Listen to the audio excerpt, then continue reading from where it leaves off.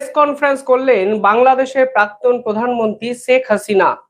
এবং press conference তিনি কোথা থেকে করলেন? ভারতে বসে সেই প্রেস কনফারেন্স তিনি করলেন। এবং সেই প্রেস কনফারেন্সে তিনি যে কথাগুলো বললেন তা বাংলাদেশের সরকারের জন্য অত্যন্ত অত্যন্ত সংশয়জনক। কেন আমি বলছি? প্রথমত, শেখ হাসিনার এই লাইভ বাংলাদেশে নিষিদ্ধ ঘোষণা করেছিল বাংলাদেশ সরকার। তাদের ভয় ছিল যদি এই লাইভ দেখে বাংলাদেশের সাধারণ জনগণ জেগে ওঠে তাহলে তারা কিভাবে ক্ষমতার অলিন্দে বসে থাকবে। স্পেশালি জামাতপন্থী ছাত্র নেতারা যারা দিনের পর দিন শেখ হাসিনাকে নিয়ে সাধারণ মানুষের সামনে ভুল বুঝিয়েছেন, এই লাইভটা ছিল তাদের জন্য অত্যন্ত বিপজ্জনক। শেখ হাসিনা যে লাইভে কথাগুলো আজকে বলেছেন বা সাংবাদিক সম্মেলনে তুলে ধরেছেন, সেই কথাগুলো আসলে তার কথা নাকি যে কথাগুলো ভারত বলতে চেয়েছে এতদিন আন্তর্জাতিক স্তরকে, সে বিষয়ে সাধারণ মানুষের মনে কনফিউশন তৈরি হতেই পারে। কিন্তু একটা জিনিস পরিষ্কার, শেখ হাসিনা যে কথাগুলো বলেছেন তা বর্তমান বাংলাদেশ সরকারের রাতের ঘুম উড়িয়ে দেওয়ার জন্য যথেষ্ট। সোশ্যাল মিডিয়ায় একটি স্ক্রিনশট ভাইরাল। সেখানে দেখা যাচ্ছে সোশ্যাল মিডিয়ায় তারেক রহমানের অফিসিয়াল ফেসবুক আইডি থেকে শেখ হাসিনা সাংবাদিক সম্মেলন তিনি শুনছেন। অর্থাৎ বাংলাদেশে এই লাইভকে নিষিদ্ধ ঘোষণা করলেও বাংলাদেশের বর্তমান প্রধানমন্ত্রী লুকিয়ে লুকিয়ে শেখ হাসিনার লাইভ এই সাংবাদিক সম্মেলনটি শুনছিলেন। এবং কেনই বা শুনবেন না? তিনি জানেন বাংলাদেশের সাধারণ মানুষের মনের মণিকোঠায় আজও শেখ হাসিনা। শুধুমাত্র বাংলাদেশের ছাত্র নেতাদের দ্বারা সৃষ্টি করা এক আন্দোলনকে সামনে রেখে শেখ হাসিনাকে বাংলাদেশের রাজনীতি থেকে মুছে দেওয়া যাবে না। শেখ হাসিনা আজকে কি বলেছিলেন বা বলেছেন একটু আমি স্টেপ বাই স্টেপ বলার চেষ্টা করছি, তাহলেই বুঝবেন যে কথাগুলো ভারত এতদিন ধরে বলেছে তা এখন শেখ হাসিনাও বলছে। এবং শেখ হাসিনা এবং ভারত যৌথভাবে যখন একটি কথা আন্তর্জাতিক স্তরের সামনে পেশ করে তখন তার গুরুত্ব বহু গুণ বেড়ে যায় এবং তার প্রাবল্য সামলানোর ক্ষমতা বর্তমানে বাংলাদেশের এই বিএনপি সরকারের নেই নেই এবং নেই। শেখ হাসিনা পরিষ্কারভাবে বলেছেন যে দিনের পর দিন বাংলাদেশে হিন্দুদের উপর নির্যাতন করছে জামাতপন্থী ইসলামপন্থী এই সকল নেতারা। পরিষ্কারভাবে তিনি বলছেন এই যে দিনের পর দিন অত্যাচার করা হচ্ছে তা সত্ত্বেও সরকার কার্যত চুপ। সংখ্যালঘু এবং আইন শৃঙ্খলা বাহিনীর উপর নিরঙ্কুশ হামলা চালানোর ঘটনা বাংলাদেশে ঘটছে। কিসের জন্য এই অত্যাচার? ভারত বারবার প্রশ্ন করেছে যে সংখ্যালঘুর উপর এই নির্যাতন অবিলম্বে বন্ধ করা উচিত, কিন্তু বাংলাদেশ সরকার সে বিষয়ে কোনো কর্ণপাত করেনি। উল্টে তারা পাল্টা বলেছে ভারত নাকি পুশব্যাক করে মুসলিমদের উপর অত্যাচার করছে। আসলে বাস্তবতাটা যে কতটা ভয়ঙ্কর তা আজকে শেখ হাসিনা বুঝিয়ে দিয়েছেন এবং তিনি কোট আনকোট পরিষ্কারভাবে বলছেন যে আওয়ামী পুলিশ কর্মকর্তা, বিচারক, সাংবাদিক এবং সংখ্যালঘু সম্প্রদায়ের উপর ধারাবাহিকভাবে নির্যাতন ও হামলা চালানো হচ্ছে। বাংলাদেশ সরকার নিঃসন্দেহে আন্তর্জাতিক স্তরের কাছে কিন্তু আজকে চাপে পড়লেন শেখ হাসিনার এই কথার পর। শেখ হাসিনা আর অভিযোগ কি করেছেন? তিনি বলেছেন 2024 সালে যে আন্দোলন তৈরি করা হয়েছিল সেই আন্দোলন শান্তিপূর্ণ আন্দোলন ছিল না। সেই আন্দোলনের তদন্তের জন্য একটি কমিটি তৈরি করা হয়, কিন্তু সেই কমিটির কর্মকাণ্ড সম্পূর্ণভাবে ভেস্তে দেয় মোহাম্মদ ইউনূসের সরকার। এবং পরিষ্কারভাবে তিনি বলেছেন সেই আন্দোলন শান্তিপূর্ণ তো ছিলই না, উল্টে সরকার পতনের একটি সুপরিকল্পিত ষড়যন্ত্রের রূপ দেওয়া হয়েছিল সেই আন্দোলনকে সামনে রেখে। অর্থাৎ শেখ হাসিনা পরিষ্কার বুঝিয়ে দিয়েছেন সেই আন্দোলন ছিল বিদেশি শক্তির দ্বারা তৈরি করা একটি আন্দোলন। তিনি সেন্ট মার্টিনস দ্বীপপুঞ্জ আমেরিকার হাতে তুলে দিতে চাননি, তাই তৎকালীন ডোনাল্ড লু দ্বারা সেই আন্দোলনকে ত্বরান্বিত করা হয় এবং সেই আন্দোলন শান্তিপূর্ণ আন্দোলন ছিল না। সেই আন্দোলনকে সামনে রেখে এই জামাতপন্থী ছাত্র নেতারা ডিপ স্টেটের যে ষড়যন্ত্র সেই ষড়যন্ত্রের বাস্তবিক রূপ দান করেছিল, যা শেখ হাসিনা পরিষ্কারভাবে ফের একবার বুঝিয়ে দিয়েছেন। অর্থাৎ ভারতের একাধিক বিশেষজ্ঞরা দিনের পর দিন যে কথা বলেছেন আজকে সেই কথা বলছেন কে? শেখ হাসিনা।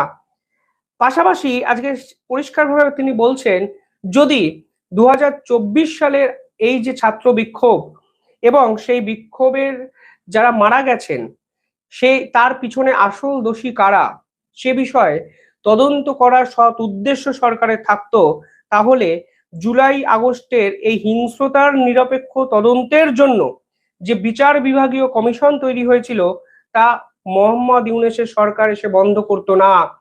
কিসের জন্য মোহাম্মদ ইউনূস সরকার সেই বিচার বিভাগীয় তদন্তকে বন্ধ করে? কার স্বার্থ জড়িত ছিল?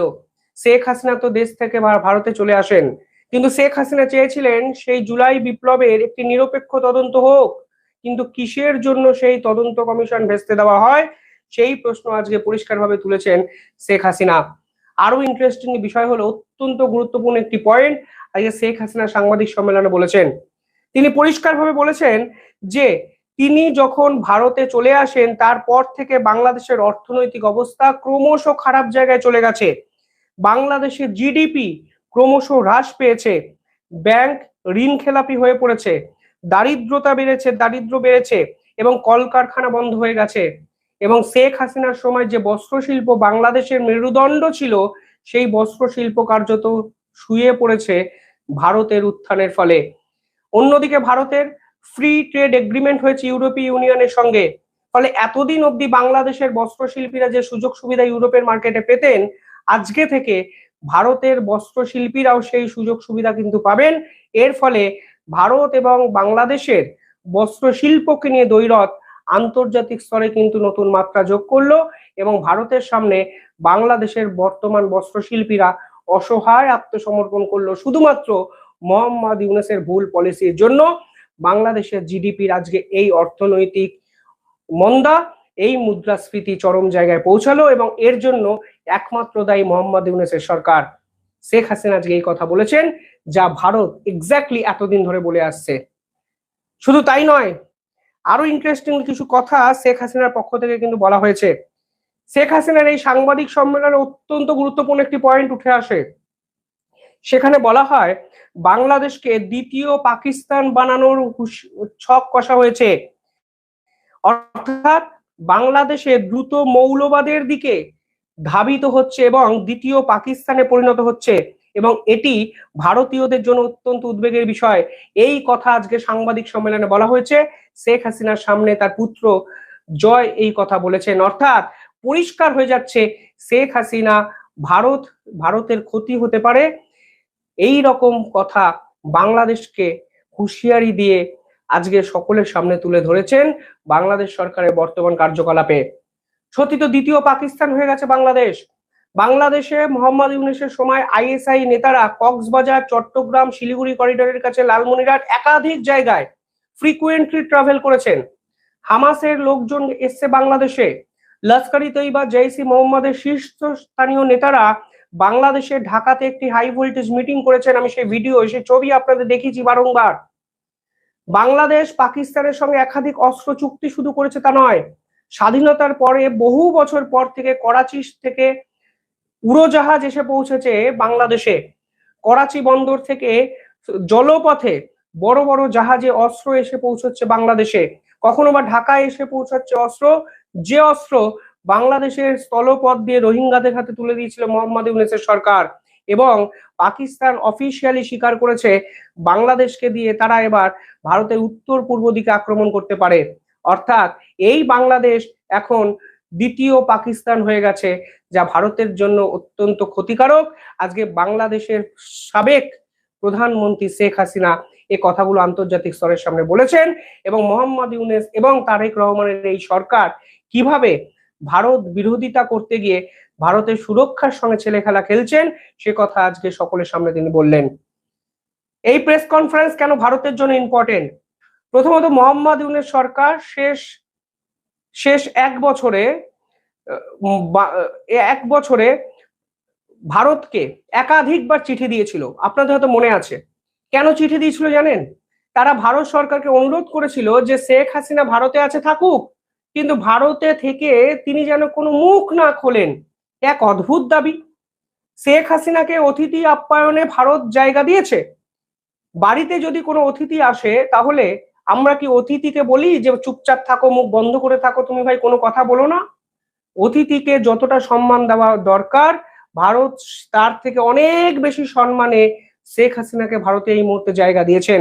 কিন্তু বাংলাদেশের এই সরকার চেয়েছিল শেখ হাসিনা যেন ভারতে মুখ বন্ধ করে থাকেন, কারণ তারা ভয় পাচ্ছিল শেখ হাসিনা যেভাবে দিনের পর দিন তাদের যে অত্যাচার ফাঁস করে দিচ্ছেন, সাধারণ মানুষকে আসল তথ্য তুলে ধরছেন, কিভাবে ভারত বিরোধিতা করতে গিয়ে বাংলাদেশকে পাকিস্তান বানানো হচ্ছে তা সাধারণ মানুষকে বলছেন, কিভাবে সংখ্যালঘুদের উপর দিনের পর দিন অত্যাচার করছে ইসলামিক এই জামাতিরা, জেহাদিরা, সে কথা তুলে ধরছেন। তা হতে দেওয়া যাবে না, শেখ হাসিনার মুখ বন্ধ করুক ভারত। এই আবেদন মোহাম্মদ ইউনূসের সরকারের পক্ষ থেকে শেষ 1 বছরে বারংবার করা হয়েছে ভারতকে, একদম অফিসিয়ালি। ভারত কালকে এই সাংবাদিক সম্মেলন নিয়ে বলেছেন, আমরা এই সাংবাদিক সম্মেলনের সঙ্গে জড়িত নই, আমরা শেখ হাসিনার মুখ কেন বন্ধ করতে যাব? শেখ হাসিনা ভারতে আছেন এবং ভারতে থাকবেন। এবার শেখ হাসিনা সাংবাদিক সম্মেলন করবেন কি করবেন না সেটা তো ভারতের সাবজেক্ট নয়। তাহলে কিসের জন্য শেখ হাসিনার মুখ বন্ধ করবে ভারত? মোহাম্মদ ইউনূস যা চেয়েছিলেন তা কিন্তু করতে পারলেন না ভারতের রুখে দাঁড়ানোর জন্য।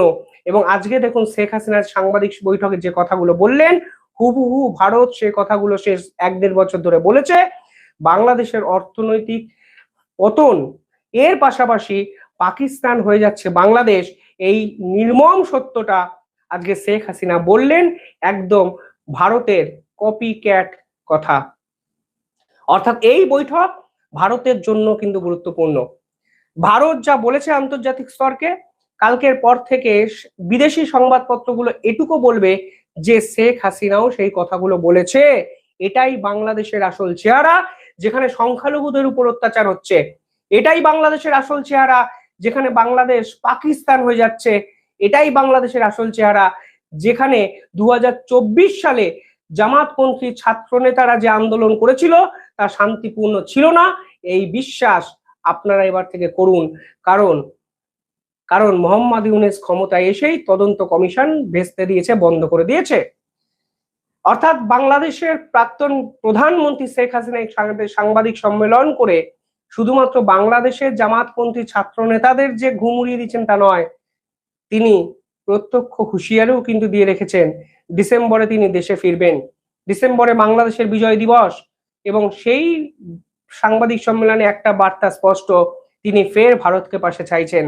ভারতের সুরক্ষার কথা তিনি মাথায় রাখছেন এবং স্পষ্ট বলছেন যেভাবে মিনি পাকিস্তান বাংলাদেশকে করে দেওয়া হলো তা প্রতিবেশী রাষ্ট্র ভারতের জন্য বিপজ্জনক।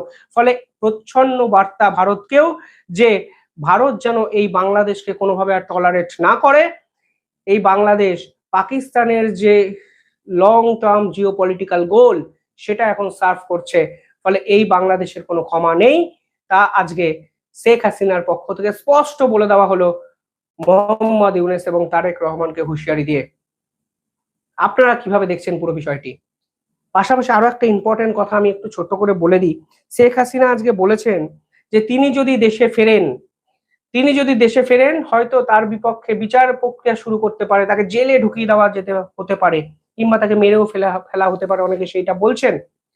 এখানেই একটা প্রশ্ন ওঠে, শেখ হাসিনার কি সত্যি বাংলাদেশে ফিরে যাওয়া উচিত?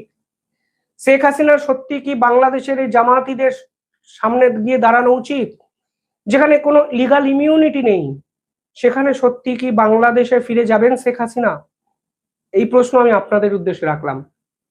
আপনাদের কি মনে হয়, বাংলাদেশে কি ফিরে যাওয়া উচিত শেখ হাসিনার? ভারত যেভাবে শেখ হাসিনাকে সমর্থন করছে, সেই সমর্থনকে নিয়ে তিনি কি ভারতেই লং টার্ম থেকে যেতে পারেন, বা তার কি উচিত থেকে যাওয়া? এই প্রশ্ন আমি আপনাদের উদ্দেশ্যে রাখলাম, কমেন্টে জানাবেন। দেখতে থাকুন দ্য ইন্ডিপেন্ডেন্ট নেটওয়ার্ক। ছোট্ট একটা অনুরোধ, ইন্ডিপেন্ডেন্ট নেটওয়ার্ক এই চ্যানেলটি অনেকে দেখেন কিন্তু সাবস্ক্রাইব করেন না। সাবস্ক্রাইব করতে কোনো পয়সা লাগবে না, জাস্ট সাবস্ক্রাইবটা ক্লিক করে দিন এবং বেল আইকনটি ক্লিক করে অল নোটিফিকেশন করে রাখবেন, তাহলে ধারাবাহিকভাবে আমাদের ভিডিও আপনার কাছে পৌঁছে যাবে। ভালো থাকবেন,